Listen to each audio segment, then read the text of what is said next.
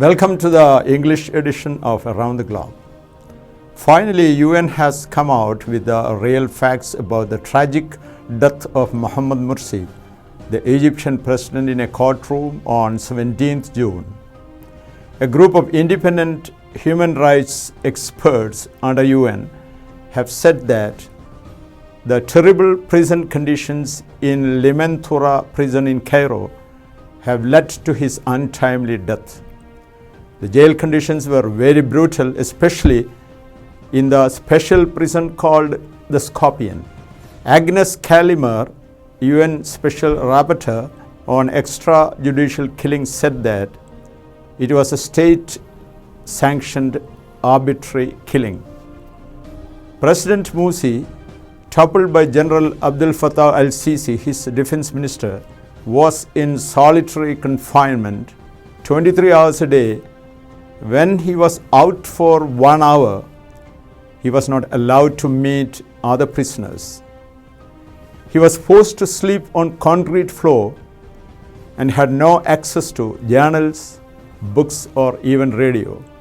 The report details the inhuman condition in jail. Mursi became the first democratically elected president in Egypt in 2012, but he was ousted by the Egyptian military with the help of UAE and Saudi Arabia, lest the democracy wave would overwhelm the corrupt Gulf regimes. The Egyptian secular class and the media supported the coup as they were afraid they would lose their entitlements under democratic scrutiny. Conveniently, United States looked the other way and later promptly hugged al-Sisi. Mursi lost his vision in the left eye in prison and had recurrent diabetic coma since he was not given proper medicine for diabetes. The report says that there are thousands of political prisoners in Egypt languishing in horrible prisons. UN Human Rights Commissioner Michelle Bachelet previously had expressed the concern about the Egyptian hellholes called prisons. Egyptian minister has rejected the UN report and said Mursi had died in courtroom. Of course, no one can accuse him of lacking a crude sense of humor. A crucial new phase has begun in the impeachment proceedings that may even foil the efforts of US President Donald Trump to seek re-election in 2020. It is the US House of Representatives, dominated by the Democrats, that has initiated impeachment proceedings. As reports came out that President Trump has put pressure on Ukraine to investigate Hunter Biden's ties with the Ukraine energy company, Burisma. Hunter is the son of Joe Biden, a potential Democratic rival to Trump in 2020. Top US diplomat to Ukraine, William Taylor, and career Foreign Service officer George Kent have testified that Trump has put pressure on Ukraine President Zelensky to provide him information about Biden's business deals. In the televised hearing, Taylor has said that President Trump might have threatened Ukraine that he would withhold $391 million promised as aid to strengthen the defense of this Eastern European nation, now under military pressure from Russia. But it is not yet sure if these revelations would help the Democrats in the next election. Israel Prime Minister Benjamin Netanyahu is at it again.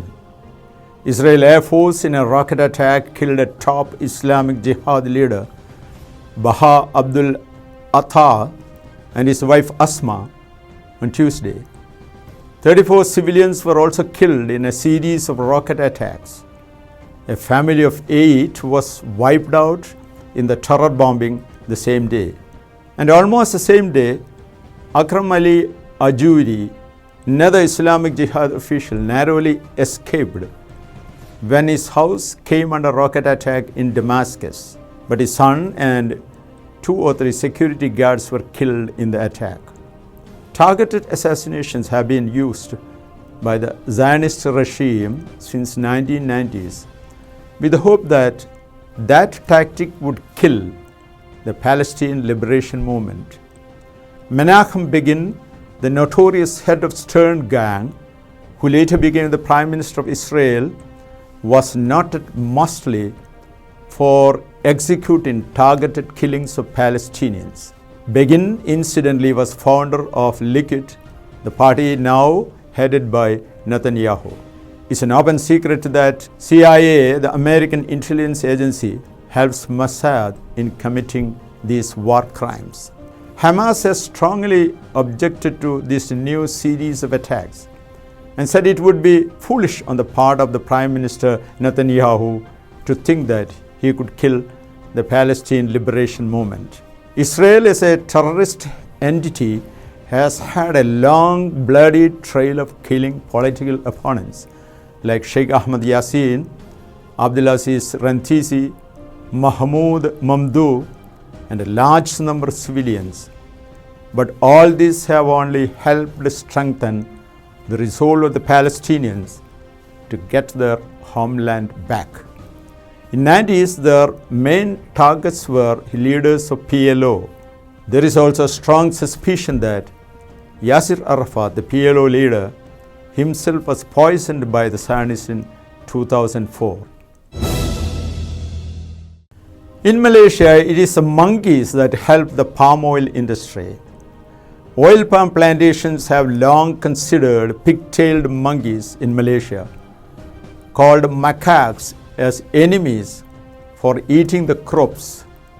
Many tricks have been used to trap and kill them, but the research students at the University Science Malaysia in their study have proved that, in fact, monkeys help the farmers by eating big rats who merrily chomp at least 10% of the kernels every year. Monkeys kills about 3,000 rats every year, the study reveals. But they themselves eat only 0.54% of the crop. In Malaysia, such figures are crucial as it produces 19.5 million tons of palm oil every year and is the backbone of Malaysian economy along with rubber. Pigtailed monkeys are listed as vulnerable by the International Union for Conservation of Nature, but are regularly killed by the plantation staff. Now, after this report, it is a win-win situation for the farmers and the monkeys, but a no-win situation for the poor rodents. This episode of Around the Globe is signing off. Thank you very much for watching.